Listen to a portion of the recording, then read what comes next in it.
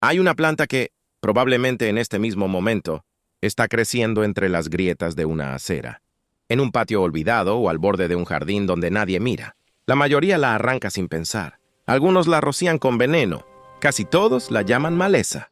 Pero hoja por hoja, esta planta contiene más omega 3 natural que muchas de las fuentes que hoy se venden como indispensables para la salud. Durante miles de años no fue considerada basura. Fue comida. Fue medicina. Fue parte del día a día de civilizaciones enteras. Se la relacionó con el bienestar general, con la inflamación, con la fortaleza del cuerpo y la salud del corazón. Lo inquietante no es solo lo que contiene, sino cómo terminamos aprendiendo a odiarla. Porque esta historia no comienza en un hospital, ni en una universidad, ni en un laboratorio.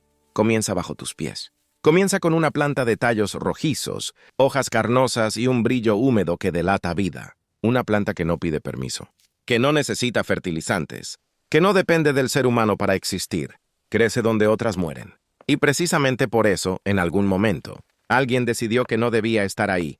Durante décadas se nos repitió una idea hasta convertirla en reflejo.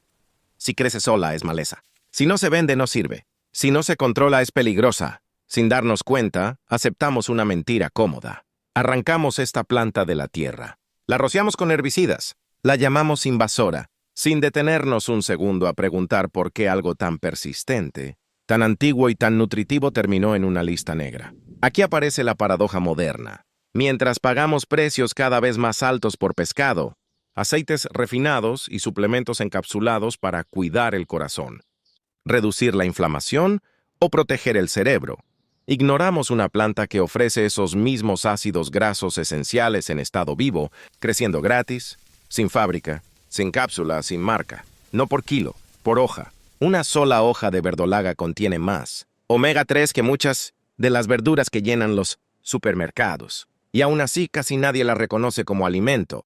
Esto no es un accidente, tampoco es simple ignorancia. Es el resultado de una narrativa construida con cuidado. Desconfiar de lo que no entendemos y despreciar lo que no se puede vender fácilmente. La verdolaga no necesita envases, no necesita campañas, no necesita marketing.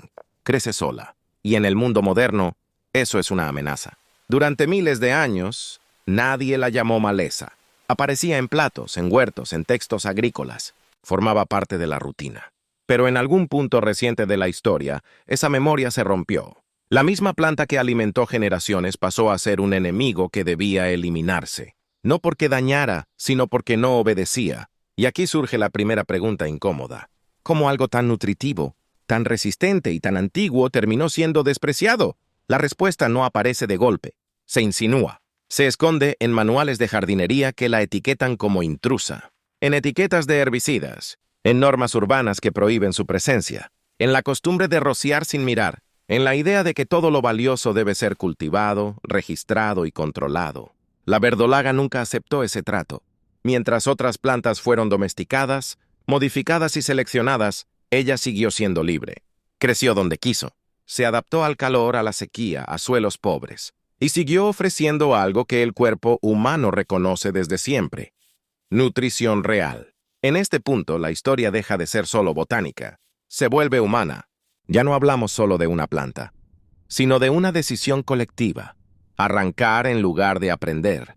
Eliminar en lugar de comprender. Sustituir conocimiento ancestral por productos de laboratorio. Y lo más inquietante es que esta historia no pertenece al pasado. Sigue ocurriendo cada vez que una planta que podría nutrir termina en la basura. Cada vez que pasamos por encima de algo valioso sin saberlo. La verdolaga no desapareció. Sobrevivió a imperios, a cambios climáticos, a siglos de olvido. Sigue creciendo en silencio. Cuando miramos hacia atrás, la evidencia es incómoda. Semillas de verdolaga fueron encontradas en vasijas enterradas. Hace más de 3000 años en el norte de Grecia. No estaban ahí por accidente. Se guardaban como se guarda comida, como se guarda futuro. En textos antiguos se explica cómo cultivarla, cuándo sembrarla, cómo integrarla al calendario agrícola. Roma no la toleró, la extendió. Viajó con el imperio por continentes, no como intrusa, sino como recurso. En la Edad Media formó parte de la alimentación cotidiana. Aparece en registros de consumo sin adornos como algo básico. No era curiosidad, era sustento. Eso destruye la idea moderna de maleza. Y en América la historia es aún más clara. Durante mucho tiempo se creyó que había llegado con los europeos, hasta que la arqueología mostró otra verdad. Semillas más antiguas, fechadas siglos antes del contacto, aparecieron en distintas regiones. Pueblos originarios la cultivaban deliberadamente junto a girasol y calabaza. La sembraban, la recolectaban, la comían. Dos mundos separados por océanos, sin contacto durante miles de años. Llegaron a la misma conclusión. Esta planta alimenta. Grecia, Asia, África, Europa, América. Distintos idiomas, distintas culturas. La misma decisión. Entonces la pregunta cambia. Ya no es si sirve. Es, ¿qué dejamos de ver? En el siglo XX, la nutrición buscó un enemigo simple. Y lo encontró. La grasa. Durante décadas, grasa significó riesgo. Pero siempre existió una anomalía. Un lugar donde la teoría se rompía. Creta. Una población con alto consumo de grasa y una de las tasas más bajas de mortalidad cardiovascular registradas. Años después, al reanalizar muestras de sangre, apareció la pista real. Niveles muy elevados de omega 3. No venían de más pescado, venían del entorno, de las plantas, de la verdolaga. La comían a diario, en ensaladas, en guisos. También alimentaban con ella a los animales. Era un sistema completo. Cuando se analizó en laboratorio, los resultados fueron incómodos. Enormes concentraciones de ácido alfa-linolénico, antioxidantes, vitamina E, minerales esenciales, incluso rastros de EPA, algo raro en plantas terrestres. No era magia, era biología ignorada.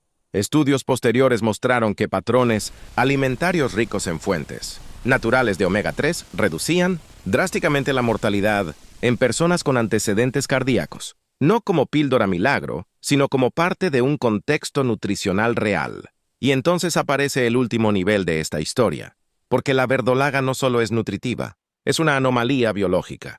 Crece rápido como una planta diseñada para aprovechar el sol, y resiste la sequía como una planta del desierto.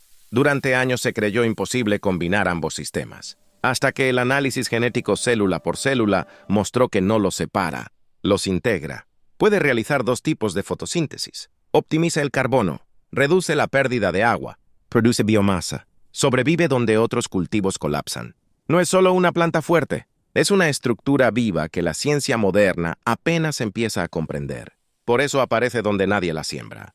Por eso no se deja domesticar del todo. Por eso sobrevive a lo que debería matarla. Y por eso, cuando miras la verdolaga, no estás viendo una simple maleza. Estás viendo una memoria viva.